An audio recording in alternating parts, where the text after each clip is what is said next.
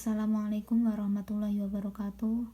Saya Agnasia Selarisma Putri akan mempresentasikan mengenai pemeliharaan dan perawatan koleksi guna memenuhi tugas UAS, preservasi dan konservasi media informasi.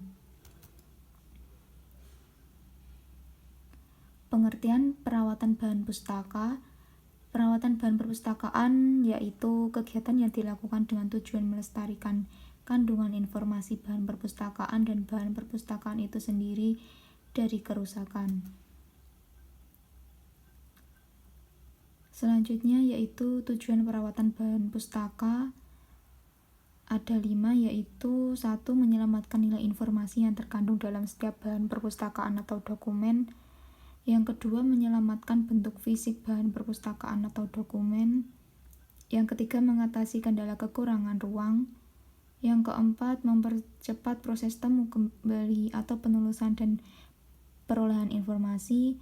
Yang terakhir yaitu menjaga keindahan dan kerapian bahan perpustakaan. Selanjutnya yaitu fungsi perawatan bahan perpustakaan. Yang pertama yaitu fungsi perlindungan. Upaya melindungi bahan perpustakaan dari beberapa faktor yang mengakibatkan kerusakan. Yang kedua, fungsi pengawetan, yaitu upaya pengawetan terhadap bahan perpustakaan supaya tidak cepat rusak dan dapat dimanfaatkan lebih lama lagi. Yang ketiga, fungsi kesehatan, yaitu upaya menjaga bahan perpustakaan tetap dalam kondisi bersih sehingga tidak berbau pengap dan tidak mengganggu kesehatan pembaca maupun pustakawan. Yang keempat yaitu fungsi pendidikan, upaya memberikan pendidikan kepada pembaca bagaimana memanfaatkan bahan perpustakaan yang baik dan benar. Yang kelima, fungsi sosial. Pemeliharaan bahan perpustakaan sangat membutuhkan keterlibatan dari orang lain. Yang keenam, fungsi ekonomi. Pemeliharaan yang baik akan berdampak pada keawetan bahan perpustakaan yang akhirnya dapat meminimalisasi biaya pengadaan bahan perpustakaan. Yang ketujuh, fungsi keindahan. Dengan pemeliharaan yang baik, bahan perpustakaan di perpustakaan akan tersusun rapi, indah dan tidak berserakan, sehingga perpustakaan kelihatan indah dan nyaman. Selanjutnya yaitu faktor penyebab kerusakan bahan perpustakaan. Karakteristik bahan. Pada umumnya bahan perpustakaan mempunyai sifat kimia dan sifat fisika yang tidak stabil. Cepat atau lambatnya kerusakan bahan perpustakaan itu bervariasi. Yang kedua, ada faktor lingkungan.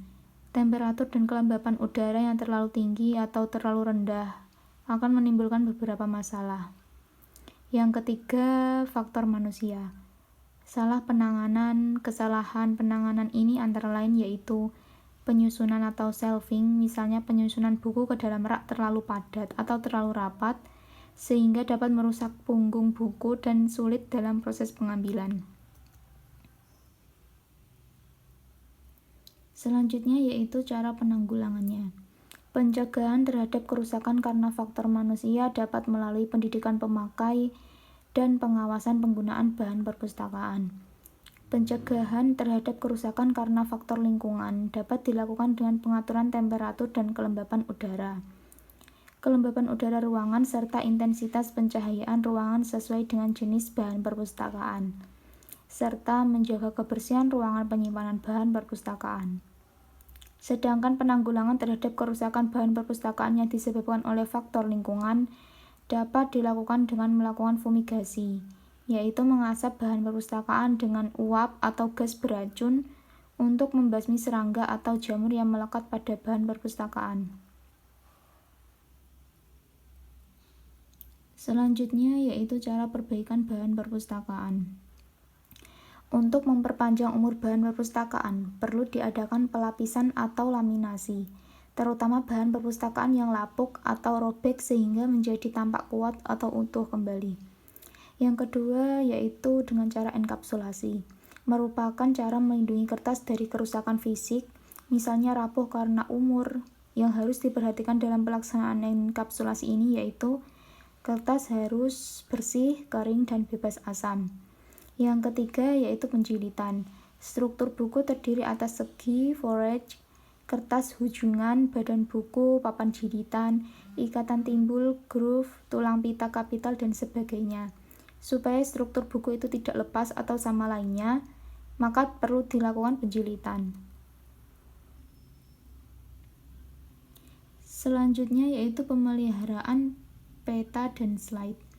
Pemeliharaan koleksi peta yaitu peta merupakan salah satu sumber informasi untuk menunjang penelitian, pendidikan, maupun untuk keperluan bisnis. Karena itu ada bermacam-macam jenis peta.